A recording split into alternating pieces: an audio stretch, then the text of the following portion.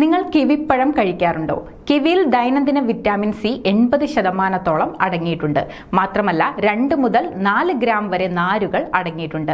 Vitamin E, K എന്നിവയാൽ സമ്പന്നമായ കിവിപ്പഴം കുടലിൽ നല്ല ബാക്ടീരിയ കൂട്ടുന്നതിന് സഹായിക്കുന്നതായി വിദഗ്ധർ പറയുന്നു. ദഹനം മെച്ചപ്പെടുത്തുന്നതിനും കുടലിന്റെ ആരോഗ്യത്തിനും ഏറ്റവും മികച്ചൊരു പഴമാണ് കിവിപ്പഴം.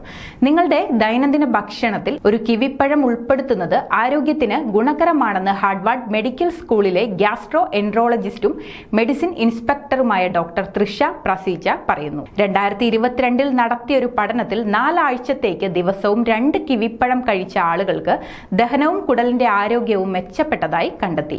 മലബന്ധം, വയറുവേദന, ദഹനക്കേടിന്റെ ലക്ഷണങ്ങൾ കുറയുക, LDL കൊളസ്ട്രോളിന്റെ അളവ് കുറയ്ക്കുന്നതിനും ഹൃദ്രോഗ സാധ്യത കുറയ്ക്കുന്നതിനും സഹായിക്കും. കൂടാതെ കിവിയിൽ ആന്റി ഓക്സിഡന്റുകളും പൊട്ടാസ്യവും അടങ്ങിയിട്ടുണ്ട്.